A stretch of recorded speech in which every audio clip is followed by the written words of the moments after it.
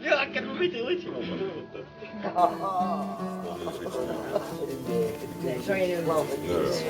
Maar het zou wel, je maakt wel mensen blij. The first time I've been there, because our company and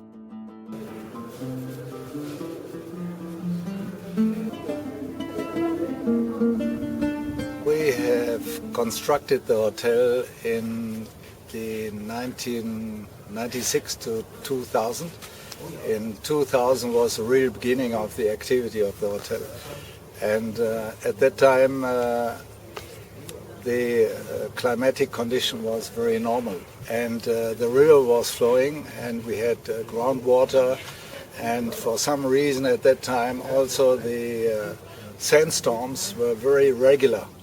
And then as from 2000 when the 3,000 meter border for the snow level in the high mountains, in the High Atlas mountains, went to 4,000, the river dried up overnight. I mean, as from 2000, practically there's no more water flowing. The people packed up and left. Most of the nomads now, they left their land and went to the city like Zagora and Tamarut. And then, of course, the drying ground, that is the reason for more sandstorms and more sand coming up, because sand is not coming here. The sand you see from the desert, it's sand from the plain here. So when it's drying up, so the wind is taking sand out of the soil and is putting it down here on the walls and on these dunes here. So many people think that the desert is moving. It's not the desert, it's a drying up of land around the desert, before the desert practically. That is really the reason for taking the sand out of the, and you see more and more stones. So you see more stone desert, because the reason is the stones are there, but the sand between the stones is taken out and deposited wherever you have an obstacle.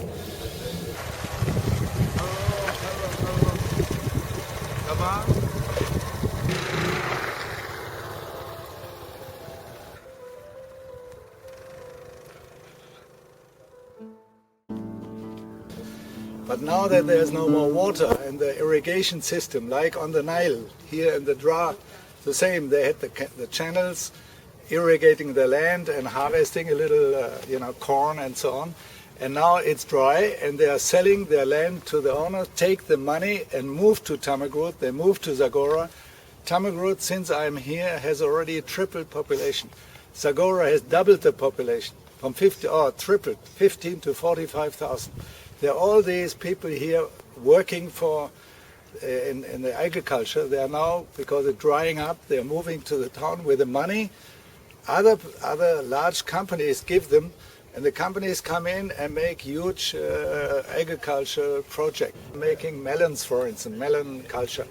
And they dig wells, and with the wells they're irrigating large areas, and these areas are stabilizing a little bit this desertification.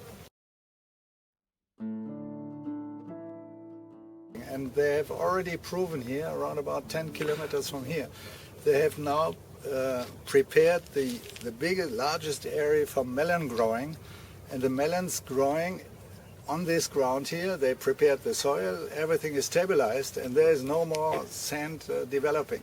So it should be agriculture here, the whole area. And but it needs water, and the water from the wells.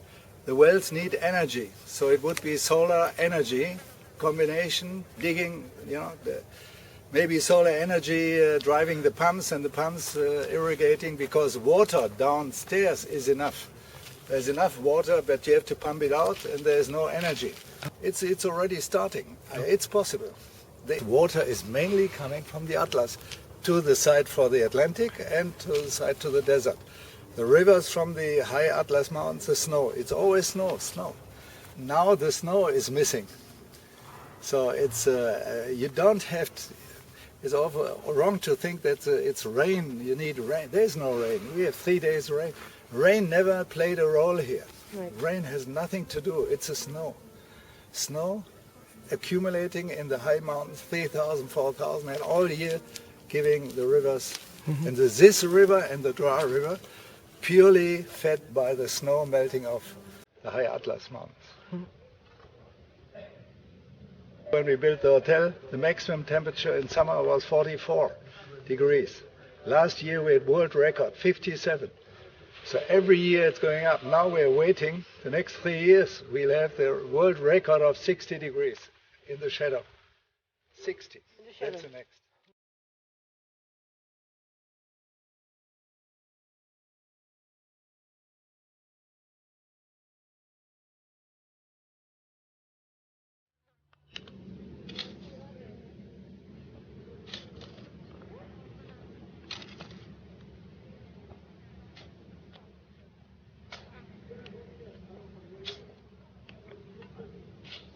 But there's water in the earth, and there's enough space.